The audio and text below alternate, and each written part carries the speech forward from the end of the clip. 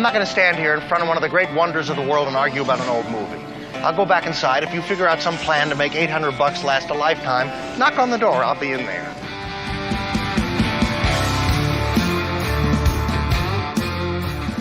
You're listening to the Keeping Your Money Show with Jamie Westenbarger and Bart Steinler. All right, welcome back to the Keeping Your Money Show. Jamie Westenbarger, joined as always by Bart Steinler. If you're just tuning in or you've been with us the whole time, we're talking about the difference between retirement planning and financial planning, how those can differ. If you missed any part of the show, you can always find it on our website. Just go to keepingyourmoney.com or through any of our podcast partners like iTunes and Google Play. Just search for the Keeping Your Money Show. We're also now on Spotify, so you can find us there as well. You're always welcome to join the conversation. You can give us a call, 888-98-MONEY. That's 888-986-6639. We don't take calls on the air, but someone does answer your phone 24 hours a day, and someone will get back to you. Someone will answer their phone 24 hours a day? Your phone call. Oh, okay. You can also email us, info at keepingyourmoney.com, and I do respond to those emails myself personally. So, we criticize the insurance, I don't want to say the industry, but the insurance people out there and the lack of regulation that they operate under. We see it all the time. Mm-hmm. We see people walking in with life insurance policies that were supposed to be paying for kids' colleges and, these highly complex 15-year surrender charge annuity contracts that are supposed to be the best thing these people could ever put their money into. So they put all of their money in it. And then realize that they can't touch it till they're 85 years old. We joke about some of the billboards and dinner seminars and steak dinners where you're promised to never lose your money. And part of that is alerting you, our listener, to how much is out there that really kind of flies under the radar without a lot of scrutiny.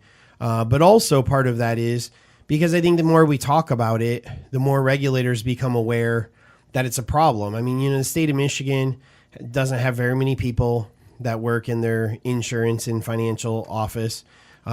Investigators number, I think, a handful at most. They have tons of cases. They're not noticing this stuff because they're buried under what is already sitting on their desk, right? So the more we bring attention to it, I think the more likely things like what just happened in New York become possible. And so for the first time probably ever on this show, we are going to compliment a regulatory body for doing what they should be doing. And that is understanding that in some instances, there are products out there that are just too darn confusing for someone to understand, and they're being sold improperly, and it needs to be fixed. And so New York has came out and said life insurance policy illustrations have to be easier to understand.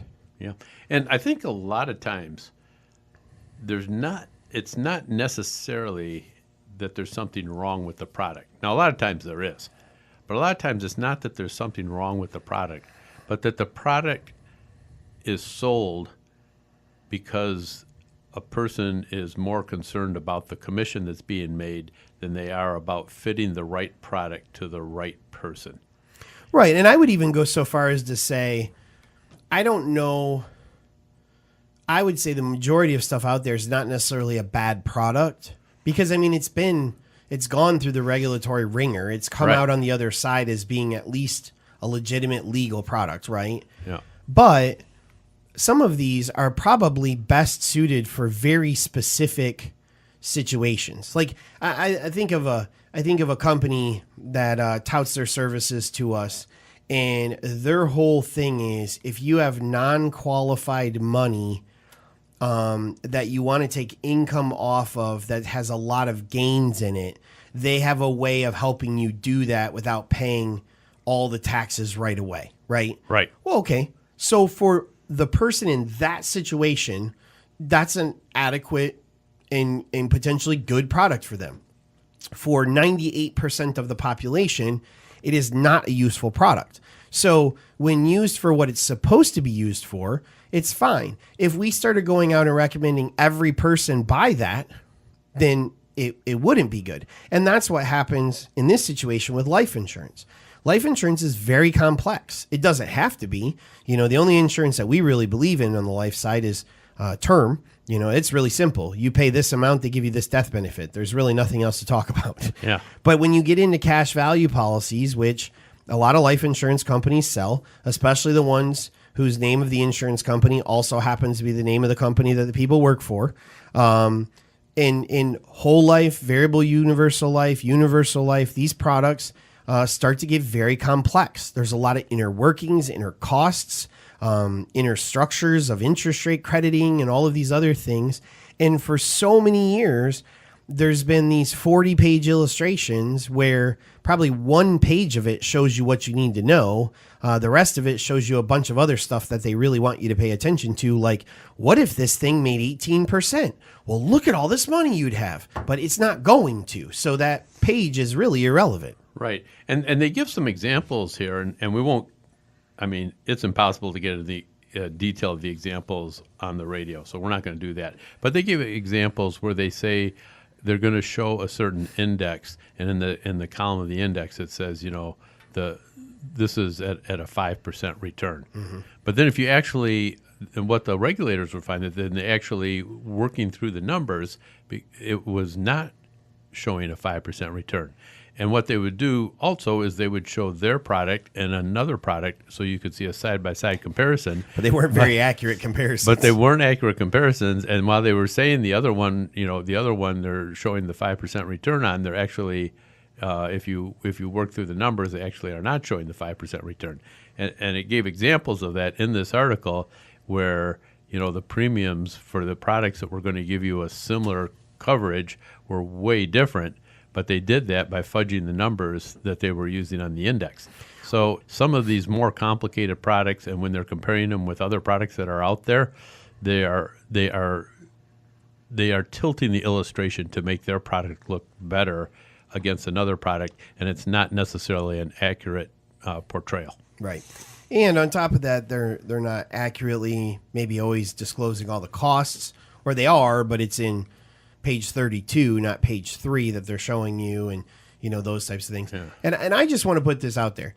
If you are considering permanent insurance, okay, whole life, variable universal life, if you have been pitched that, if you have an illustration that you've been looking over, trying to figure out if this makes sense, and you would like an independent assessment of what that actually looked like, or even better, or I said maybe even worse, you've already bought one, right? Right. And you're a year and a half into it, and you're paying these premiums, and you're really starting to wonder if this is quite working out the way you kind of remember it was supposed to.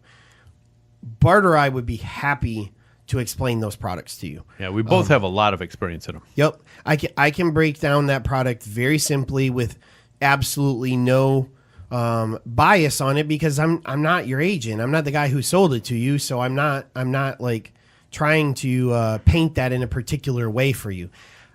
In my personal opinion, the vast majority of people out there really have no reason to own permanent life insurance. Unless you are in a position where you have saved a significant amount of money towards your retirement, you don't have any debt, you have the amount of term life you need to cover any immediate expenses or loss of income, you have disability in place, your children's education is funded, or at least to the level of funding you want it to be, and then you were like, I really wish there was some way I could put another $1,000 a month away, maybe you should look at it. But sadly, what we see is 25-year-olds who don't even have enough life insurance buying these policies because they've been given this promise of how much insane amounts of money they're going to have someday when they can cash these out. And most people don't even make it to the end of a permanent life insurance contract because the cost becomes exorbitant. And if at some point in time they realize, I don't know why I'm paying this anymore. The other thing is too is a lot of people buy these permanent life insurance policies for their children when their children are born. Blah. And then they figure that when their kids become responsible and older, they're going to turn them over. Well, here's what's going to happen, folks. 9 times out of 10, you're going to turn that policy over to the kid. They're going to look at the cash value, and they're going to cash it out. They're not going to keep it. I have never had someone in their early 20s come to me and say, my dad gave me this $100,000 cash value life insurance policy that has $4,000 into it. How do I keep paying premiums to keep this? That is never what they say. They say, how do I get this $4,000? Yes. So, all right, coming up, we're going to talk about the 4 big mistakes you are making sometimes when hiring a financial advisor right here on the Keep Your Money Show.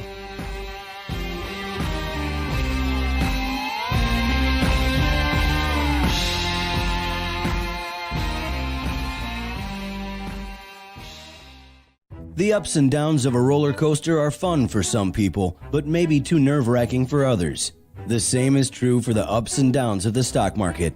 If your palms sweat when the market fluctuates, it may be time to reevaluate your investment choices. The ride to your financial future shouldn't keep you awake at night. Call the Keeping Your Money Show at 1-888-98-MONEY to get off the roller coaster and onto solid ground.